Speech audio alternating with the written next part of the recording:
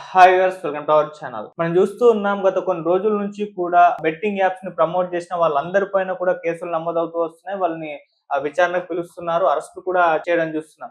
సజ్జనర్ గారు చాలా సీరియస్ గా ఉన్నారు. అంటే బెట్టింగ్ యాప్స్ ప్రమోట్ చేయడం వలన ఎంతో మంది ప్రాణాలు కోల్పోతున్నారు. ప్రమోట్ చేస్తున్న వ్యక్తుల పైన కేసులు నమోదు చేసి దీన్ని అరికట్టాలని ప్రయత్నం దిశగా ఆయన అడుగులు వేయడం కూడా చూస్తున్నాం. అయితే నిన్న కూడా దాదాపు 11 మంది పైన కేసులు నమోదయ్యాయి. విష్ణుప్రియ, టెస్టీ తేజ్ ఇలాంటి వాళ్ళని విచారణ కూడా పిలిచారు. అయితే వాళ్ళు రాకుండా ఎగ్గొట్టారు కూడా. అయితే ఏం జరుగుతుంది బెట్టింగ్ యాప్స్? ఇప్పుడు చాలా మంది సినిమా వాళ్ళు కూడా చేశారని చెప్పేసి కూడా వార్తలు వినిపిస్తున్నాయి. మరి యూట్యూబర్స్ పైనే కేసులు నమోదవుతాయా? వాళ్ళ మీద కూడా నమోదవుతాయా? ఎంటర్‌గా బెట్టింగ్ యాప్స్ ప్రమోట్ చేస్తున్న వాళ్ళని, వీళ్ళ మీద నమోదవుతున్న కేసుల్ని ఏ విధంగా చూడొచ్చన్న అంశం మీద డిస్కస్ చేయడానికి ప్రెజెంట్ మనతో పాటు 'బందూక్' మూవీ డైరెక్టర్ లక్ష్మణ్ మురారి గారు ఉన్నారు. వారితో డిస్కస్ చేసే ప్రయత్నం చేద్దాం. సార్ నమస్కారం సార్. నమస్తే సార్, మీరు చూస్తున్నారు betting apps, Instagram influencers, YouTubers వీళ్ళందరూ కూడా ప్రమోట్ చేస్తున్నారు. సో సజ్జనర్ గారు చాలా సీరియస్ గా ఉండి వీళ్ళందరి మీద కూడా కేసులు నమోదవుతున్నాయి, విచారణకు పిలుస్తున్నారు, అరెస్ట్ కూడా అవుతున్నారు. మీరు ఏ విధంగా చూస్తారు సార్ ఈ బెట్టింగ్ యాప్ ప్రమోట్ చేస్తున్నారు కదా? First of all red TV ప్రేక్షకులందరికీ నమస్కారాలు.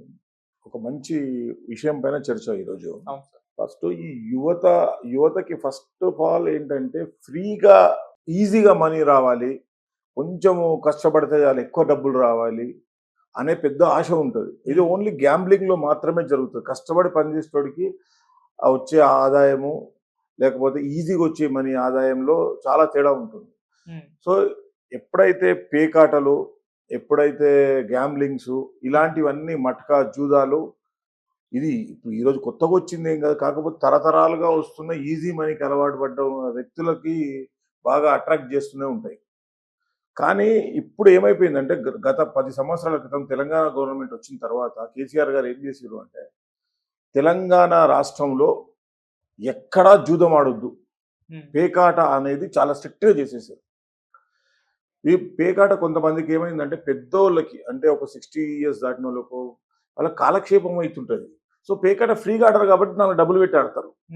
సో దాంట్లో ఏమైపోతుంది, డబ్బులు వస్తూనే పోతున్నాం అనగానే మళ్ళీ అక్కడ ఈజీ మనీ అనే కాన్సెప్ట్ జనరేట్ అవుతున్నది. కొందరు దానికి బానిసలు అవుతున్నారు. అది ఆ పెద్దవాళ్ళ దగ్గరికి వెళ్ళి మిడిల్ ఏజ్ యూత్ కూడా పేకాటలకి, సింగిల్ నెంబర్ లాటరీలకి ఇటు ఉండేది. ఇప్పుడు సింగిల్ నెంబర్ లాటరీ అనేది జీవితాలను అతలాకుతలం చేసింది. సో ఈ గ్యాంబ్లింగ్, ఫ్రీ మనీకి అలవాటు పడ్డ యూత్ ఎప్పుడు కూడా కొత్త కొత్త దారులు వెతుకుతుంటది.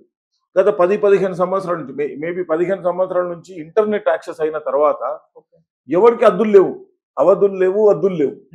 సో ఎక్కడనో ఎక్కడ ఆడాలి, గ్యాంబ్లింగ్ ఆడాలి, 4 డబ్బులు వస్తే పోతాయి, మన సమస్యలు తీరుతాయి అన్నట్టుగా జాయిన్ అయిన వాళ్ళకి ఫ్రీ మనీ ఆశలు చూపెట్టుకుంటూ ఈ ప్యాటర్న్, అంటే ఈ బెట్టింగ్ యాప్లు అనే ప్యాటర్న్ డెవలప్ అయింది. అంది ఫస్ట్ రమ్మీ స్టార్ట్ అవుతుంది. అందరూ దాన్ని ఇట్లా ప్రమోట్ చేస్తున్నారు అంటే ఇది ఒక లీగల్ వ్యవస్థ, లీగల్ గా మనం ఏమన్నా చేసుకోవచ్చు అనే కాన్సెప్ట్ లోనే దాన్ని తీసుకొచ్చినప్పుడు యూత్ డెఫినెట్ గా దానికి అట్రాక్ట్ అయిపోతున్నారు.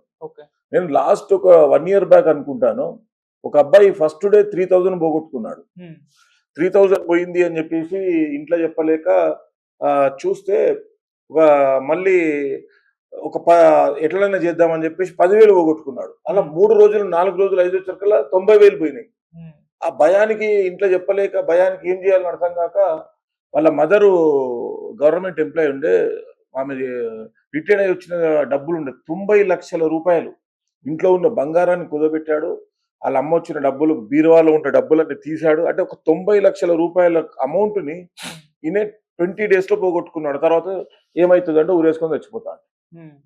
సో ఇంత నిర్లక్ష్యము, ఇంత వెగటుతనము, ఇంత కష్టాలలో కూడా యువతను అట్రాక్ట్ చేస్తున్న ఈ సోషల్ మీడియా, వాళ్ళని ఏమంటారు, ఇన్ఫ్లుయెన్సర్స్, వాళ్ళు ఇన్ఫ్లుయెన్సర్స్ అనే ముద్రలో మొత్తం నాశనం అవుతున్నారు. వీళ్ళ మీద కేసు ఎట్లా పెట్టాలని నాకు ఉన్నది అంటే, మన ఈ వీళ్ళని చూసి ఇన్ఫ్లుయెన్స్ అయిన యువత ఇప్పటివరకు పోగొట్టుకున్నది ఎంత, దానికి ఒక సర్టన్ అమౌంట్ ఉంటుంది కదా, ఈ ప్రమోట్ చేసే వాళ్ళు అందరి దగ్గర వసూలు చేసే ఏదైనా చట్టం తీసుకొస్తే బాగుంటుంది అనిపిస్తుంది నాకైతే.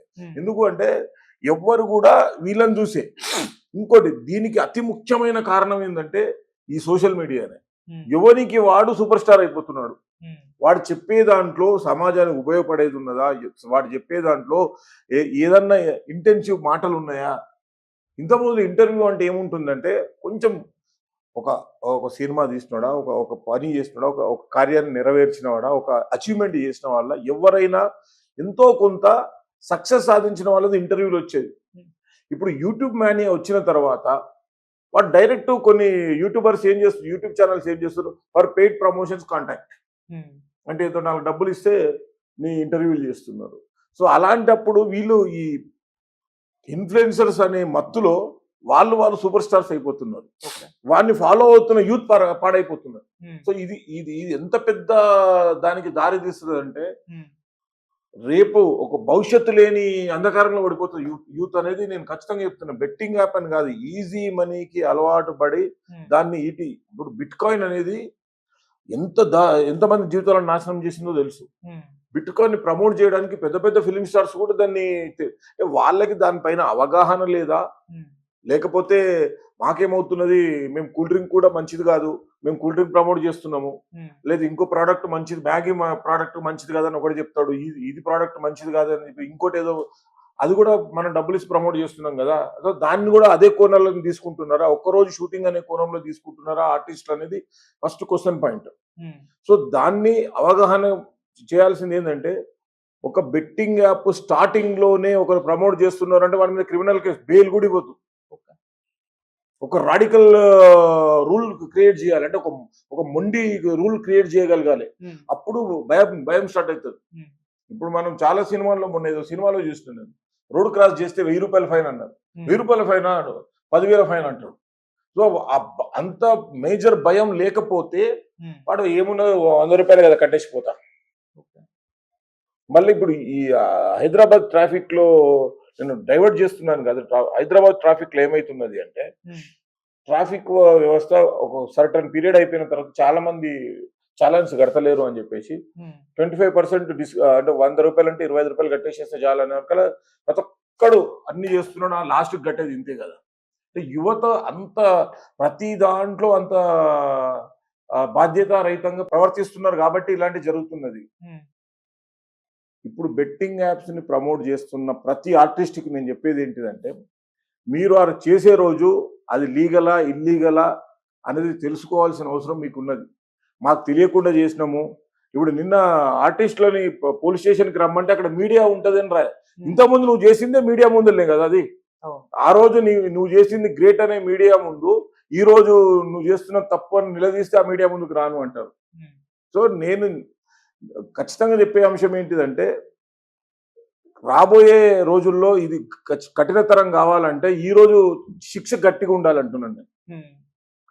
ఈ శిక్ష గట్టిగా లేకపోతే మళ్ళీ యాజ్ ఇట్ ఈస్ మళ్ళీ పోతారు, వదిలేస్తారు, మళ్ళీ ఏదో బెయిల్ తెచ్చుకుంటాం అని. సో దీనికి చట్టము ఒక ఫోక్సో చట్టం లాగానో, దిశ చట్టం లాగానో అంత ఒక ఖచ్చితమైన, ఎందుకంటే ఆర్థిక లావాదేవీలు అనేది జీవితకాలంని నిర్దేశిస్తాయి. నేను ఒక మంచిగా చదువుకుంటూ పోతున్నా, నాకు ఉద్యోగం వచ్చింది, నాకు భార్య పిల్లలు, నేను అమ్మా నాన్నను చూసుకుంటూ సాగించడం ఒకటి. అంతే ఉద్యోగంలో, అంతే చదువుతూ, అంతే కుటుంబం వ్యవస్థ ఉన్న వ్యక్తి ఒక్కసారి దీనికి ఆర్థిక లావాదేవీల్లో తికమక పడ్డాడు అంటే జీవితకాలం వాడు సక్సెస్ కాలేడు. దానివల్ల ఇంకోటి ఏమవుతుంది అంటే, మందుకు బానిస అవుతాడు, దానివల్ల డ్రగ్స్ బానిస అవుతాడు, దానివల్ల ఇంకోటి అయిపోతాడు. పిల్లలు జీవితం అంటే ఒక్క వ్యక్తి వల్ల ఒక వ్యవస్థ పాడైపోతుంది. సో ఫ్రీ మనీ అనేది యువతకు కూడా చెప్పేది ఏంటంటే, వాళ్ళు ఇన్ఫ్లుయెన్సర్స్ చెప్పిరానో లేకపోతే ఇంకోటి చెప్పిరానో అలాంటి దానికి మీరు వెళ్ళొద్దు. ఫస్ట్ ఆఫ్ ఆల్ మీరు కష్టపడే అమౌంట్ లో మీరు సంపాదించుకొని మీరు తినే దాంట్లో ఉన్న తృప్తి ఫ్రీగా వచ్చే డబ్బుల్లో లేదు. ఇది మెయిన్ గా చెప్తున్నాను నేను. ఓకే సార్, ఇప్పుడు వాళ్ళు కూడా అంటే కేసులు నమోదైన వాళ్ళందరూ కూడా బయటకు వచ్చేసి సారీ చెప్తూ ఇక మీదట మేము ప్రమోట్ చేస్తున్న నమ్మకాన్ని మేము చెయ్యము కూడాను, ఇప్పటివరకు చేసింది తెలియక చేసాము, ఇక ఎవరు చేసినా కూడా బెట్టింగ్ యాప్ జోలికి పోకండి అని చెప్పేసి వాళ్ళ సోషల్ మీడియా ఖాతాలో అయితే పెట్టేస్తున్నారు. అంటే ఒక అవేర్నెస్ అయితే వాళ్ళకు కూడా, అంటే ఒక భయము అవేర్నెస్ అయితే క్రియేట్ అయిపోయింది. మరి ఇది అంటే ఇంతతో ఫుల్ స్టాప్ పడే అవకాశం ఏమన్నా ఉందంటారా సార్? ఇప్పుడు బెట్టింగ్ యాప్ డిజైనర్ ఎందుకు ఆగుతాడు? ఇప్పుడు వీళ్ళ దగ్గర ఒక వీడియో ఉన్నది, ఈ బెట్టింగ్ యాప్ అని మీరు లక్షల రూపాయలు పొందండి అని చెప్పారు. ఆ వీడియోకి వాడికి కావాల్సినంత ఎడిట్ చేసుకుని మళ్ళీ ప్రమోట్ ఎందుకు చేయడు వాడు? బెట్టింగ్ యాప్ ఎక్కడ కేంద్రీకృతమైందో కూడా తెలియదు వీళ్ళకి. సోషల్ మీడియాలో ఇన్ఫ్లుయెన్సర్స్ కి డబ్బులు అనేది వర్చువల్ గా వస్తున్నాయి. No personal contract, no personal ఇది జరుగుతుందా? జరగదు కదా. నీకు వ్యూస్ ఇంత వస్తే నీకు ఇంత డబ్బులు ఇస్తామని సోషల్ మీడియా ఉన్న తర్వాత వాళ్ళకు ఒక కాల్ వస్తుంది, మన ఒక మెయిల్, మీరు ఈ కంటెంట్ మీద ఒక వీడియో చేయండి, మీకు 50,000 వస్తాయి, లేకపోతే ₹1,00,000 వస్తాయి, 5,00,000 వస్తాయి, ఎంత చెప్పారు వాళ్ళ ఇన్ఫ్లుయెన్స్ ఎంత అవుతున్నారో దాన్ని బట్టి. సో వాళ్ళ మీద జీవితకాలపు విషేదం ఇవ్వాలి. అదే నేనేం చెప్తున్నాను అంటే, పర్సనల్ గా నాకు ఎవరిపైన శత్రుత్వం ఉండదు, కానీ రేపటి యువత భవిష్యత్తును ఆలోచించుకుంటే ఇప్పుడు చేసిన తప్పు వాళ్ళకు తెలిసి చేసినా తెలియక చేసినా వాంటెడ్లీ చేసినా డబ్బు కోసం అయితే చేసిరు వాళ్ళు. ఖచ్చితంగా ఏ ఇన్ఫ్లుయెన్సర్ కూడా ఫ్రీగా చేయడు. ఒక బెట్టింగ్ యాప్ ను ప్రమోట్ చేస్తున్నప్పుడు అది తప్పు అనేది 100% తెలుసు బ్రదర్. ఎందుకు అంటున్నానంటే, బెట్టింగ్ లో డబ్బులు పోతాయి, అసలు దాంట్లో వేరే మోడలే లేదు. ఈ రోజు ₹10 వచ్చినాయి అంటే ₹100 పోనీకే మనం ముందుకు అంత అంకురార్పణ వేస్తున్నట్టే. కాబట్టి బెట్టింగ్ యాప్ లో వీళ్ళే కాదు, ఇంకొంచెం రీసెర్చ్ చేసి, ఇంకొంచెం ఇన్వెస్టిగేషన్ చేసి, దీనికి కర్త కర్మ క్రియలు ఉంటారు, ఆది ఆర్టిస్టులు, అంటే ఆది నుంచి వచ్చిన ఆర్టిస్టులు అందరూ. సో వాళ్ళను కూడా పట్టుకోవాలి ఫస్ట్ మనం. సో వాళ్ళను ఇన్ఫ్లుయెన్స్ ఎంత చేసిర్రు మీరు. ఇప్పుడు ఒక 20 years back, 25 years back single number lottery అనేది ఉండేది. అప్పుడు మనకి ఫోన్ నెంబర్లు ఇవి లేవు కదా. ఒక నెంబర్ కోసము జీవితాలు తగలబెట్టుకుంటున్నారు. మట్కా, జూదము, గ్యాంబ్లింగు, ఈ పేకాట, ఇవన్నీ వాళ్ళకి ఎట్లుంటది అంటే, ఒక కొన్ని రోజుల తర్వాత సైకిక్ అయిపోతారు. వాడు తిండి తినకున్నా లేకున్నా పర్లేదు, ఒక ₹100 వచ్చినాయంటే ఒక పోయి లాటరీ కొందాం అనుకున్నాడు. సో దానికి అంత మత్తు కంటే కూడా, డ్రగ్ కంటే కూడా భయంకరమైన వ్యాధి ఇది. ఎందుకంటే ఇవన్నీ ఆర్థికంగా ఒక వ్యక్తిని నిర్దేశిస్తున్నాయి కాబట్టి ఇలాంటి పనులు చెయ్యడం అనేది జీవితం, నువ్వు directly you are spoiling your life to how you are entering it to the betting apps, whatever this gambling things. So who are influenced you? ఇంత జరగడానికి నేను ఇన్ఫ్లుయెన్స్ ఎవరు చేసిర్రు అంటే, ప్రముఖ తారలు, ప్రముఖ యూట్యూబర్లు, ప్రముఖ బిగ్ బాస్ విన్నర్లు, ప్రముఖ ఎవరో. సో వీళ్ళకి ఖచ్చితంగా తెలుసు కదా, అది యాపే బెట్టింగ్ యాప్. ప్లే రమ్మీ అని ఉంటుంది, అది యాప్ కదా. ఇప్పుడు అరే దీనికంటే దరిద్రం చెప్తాను, చాలా మంది చెప్తున్నారు, మీరు వెయిట్ తగ్గాలనుకుంటున్నారా అంటాడు ఒకడు. అన్న తర్వాత దాంట్లో నుంచి వెళ్తే మళ్ళీ ఒక బెట్టింగ్ యాప్ క్రియేట్ అవుతుంది. మీరు ముఖం నల్లగా ఉందా, దాంట్లో నుంచి వెళ్తే ఇంకొక దానికి డబ్బులు కట్టారు, మీరు ₹500 కట్టండి. ఇప్పుడు మీ అన్ని వాడు ఒకటి ఎడుతూ కిందికి వెళ్ళిన తర్వాత, వాడు వచ్చిన తర్వాత మీరు ₹1000 కట్టండి అని indirectly the forcefully they are entering into that. నేను ఇప్పుడు ఇది కాదు బ్రదర్, ఇంకా ఇలాంటి దాంట్లో ఒక ఆర్టిస్టులు, మన సినిమా ఆర్టిస్టులు దరిద్రులు, వాళ్ళు సర్జరీలు చేసుకొని పొట్టలు తగ్గించుకున్నారు చాలా మంది. నేను క్లియర్ కూడా చెప్తాను, సర్జరీలు చేసుకొని పొట్టలు తగ్గించుకొని వచ్చి వాడు స్లిమ్మింగ్ సెంటర్కి యాడ్ ఇస్తాడు, నేను ఇక్కడ చేరినాను కాబట్టి పొట్ట తగ్గింది. వేరేనికి ఎందుకో తగ్గుతలేదు ఆడ పొట్ట. సో ఇలాంటివన్నీ ఆర్థిక నేరాలే. సో ఒక నిజాయితీగా నువ్వు యువతను ఎక్కడ పెడదో పట్టిస్తున్నావు, నీ దగ్గర నిజాయితీ లేదు అన్నప్పుడు you are a criminal. Betting యాప్లు, అడ్వర్టైజ్మెంట్లు, యూట్యూబ్స్, సోషల్ మీడియాలో ఏవి జరిగినా దాంట్లో చట్ట వ్యతిరేక పనులు ఎవరు చేసినా, తెలిసి చేసినా తప్పే, తెలియక చేసినా తప్పే. నీకు తెలుసు, అక్కడ తెలియదు అనేది అంత అజ్ఞానులు గారు కదా వీళ్ళు. వీళ్ళకి వచ్చే చిన్న అమౌంట్ల కోసం కొన్ని కోట్ల మంది జీవితాలను బలి చేస్తున్నారు వీళ్ళు. ఇంకోటి కూడా అంటే, నేను social media first of all ఏం చేస్తున్నది అంటే, తాహత లేని వాళ్ళని కూడా సూపర్ స్టార్ చేస్తున్నారు. తాహతను తప్పనట్లేదు నేను. వాడు హర్ష అంటాడు, వాడు డబ్బులు వంచుతూనే ఉంటాడంట. వాడు డబ్బులు ఎట్లా వస్తున్నాయి అని క్వశ్చన్ అవనికి రాదు. ఒకరు రెండో సినిమాలో 3 పాటలలో 4 డాన్సులు చేస్తారు, 5 గట్టిగా 10 రోజుల షూటింగ్ చేయరు అని next day Mercedes bench car వేసుకొని తిరుగుతుంటారు ఆర్టిస్టులు. దానికి డబ్బులు ఎట్లా వస్తున్నాయి అర్థం కాదు. దానికి ఇది ఐటీ శాఖ కూడా ఇన్వాల్వ్ కావాలి. సజ్జనార్ గారు ఒక్కరే కాదు, పోలీస్ డిపార్ట్మెంట్, ఐటీ, ఈడీ అన్ని రంగంలో దిగింది. సో అప్పుడు కానీ ఇలాంటి ఆర్థిక నేరాలకు చెక్ పెట్టలేము మనం.